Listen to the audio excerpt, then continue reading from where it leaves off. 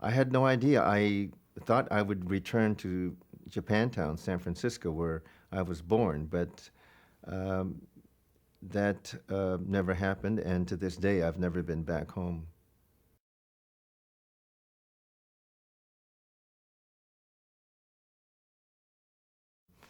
Well, I think Japanese Americans tend to keep their feelings to themselves. If they express any anger or emotions, it's done behind closed doors. And I think among Japanese Americans, to lose one's control over your feelings or your emotions is a source of shame.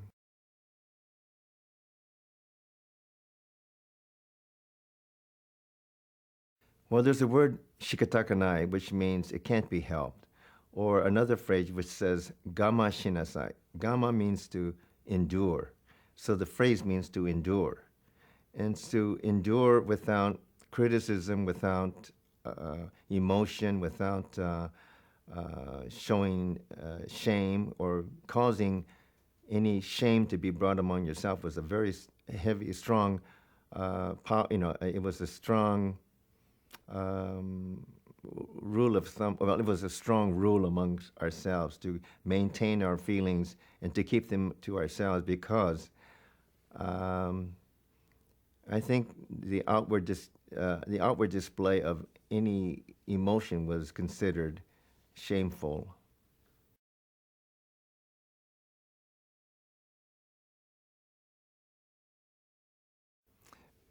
Sure, everybody recognizes it was racially motivated, our incarceration.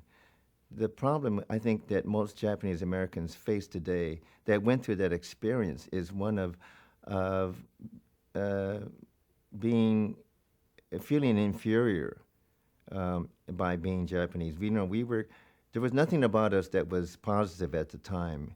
Every trait we had was something that was it was a source of t- uh, of jokes and put downs.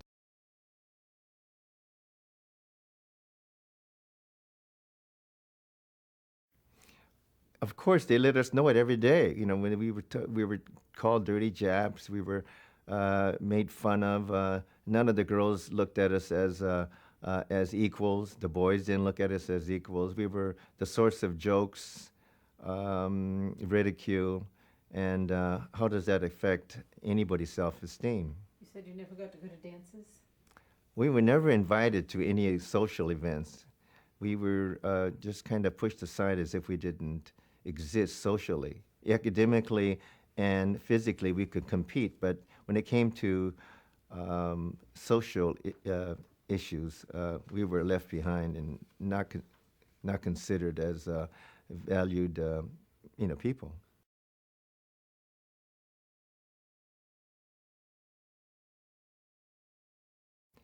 I think there comes a time in one's life when you feel that the risks of speaking out is reduced to the point where you feel comfortable to look back and reflect on what we lived through and endured.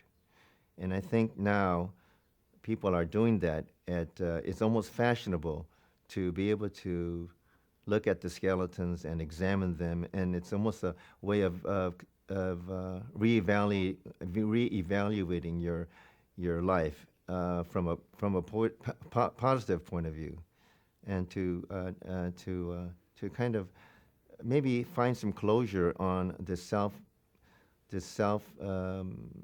hatred, this self um, I mean doubting oneself, and maybe finding some a respite from this constant bombardment of self doubt and self hatred and so on.